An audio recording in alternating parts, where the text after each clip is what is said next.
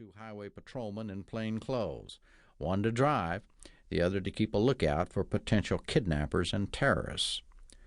The movie thing was Oklahoma Parts, starring Melody Anderson as Mary Bell Beloit, a University of Oklahoma physics instructor, and Scott Crow as Bob T. Walker, the president of Oklahoma Northern State College.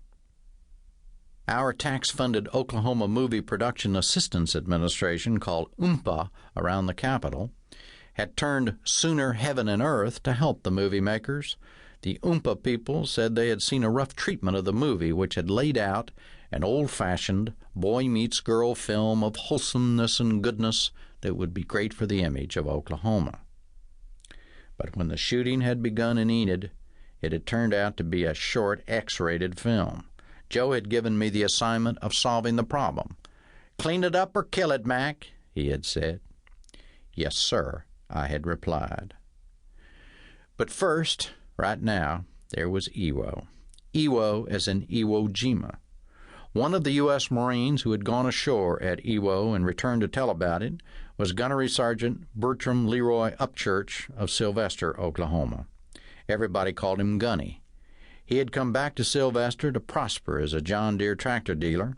Now in his mid-60s, Gunny had sold his business to create a most unusual public attraction on 112 acres of farmland 65 miles south of Oklahoma City at Exit 22 on Interstate 35. He called it Iwo and claimed it was Oklahoma's first participatory war game facility. We had no trouble finding it.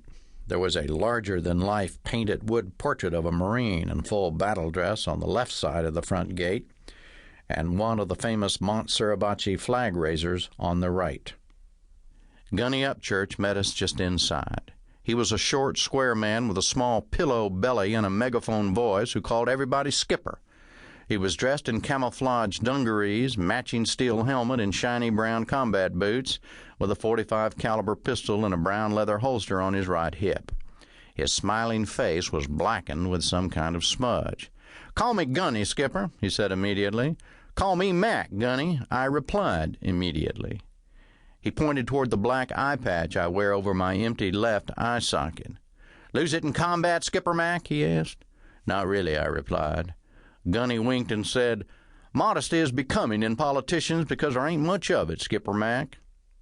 And before I could correct any assumptions he might have made, he moved me right up to a microphone in the middle of a group of 25 or 30 people. Most of them were dressed and smudge-faced as Marines, but a few were small and wore uniforms of Japanese soldiers. Gunny handed me a large bolo knife and pointed me toward a 2-inch wide red and yellow ribbon that hung across the door of a large silver World War II type Quonset hut. "Have at it, sir," he said.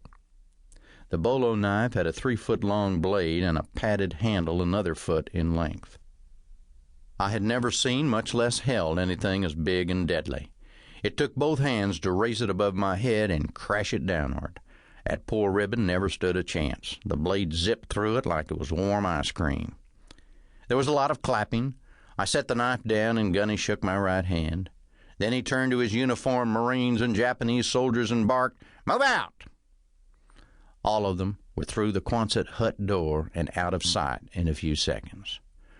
"Well," I said, reaching again for Gunny's right hand, "this has been a real pleasure. I have got to head back to the Capitol now." Gunny wouldn't let go of my hand. "I can't let you go until you have run the course, Skipper Mac. The governor had already promised he would." There was no way to decline. He took me inside the Quonset hut to a small uniform room full of camouflage dungarees hanging from racks like at Sears. "Trouser size?" asked a young man of 18 or so. 32 waist, 31 inseam, I replied. He handed me off the rack a pair of camouflage dungaree pants. "Shirt?" 16 neck, 33 sleeve. He handed me a dungaree shirt. "Shoe size?" 9.5C. He gave me a pair of boots. Then he ushered me into a tiny dressing room like you see in the men's clothing sections of department stores. I slipped into the Marine outfit. Gunny escorted me next door to the 782 gear room. 782 gear, I was told, was a Marine term. I was fitted for a steel helmet with camouflage cover and helmet liner, size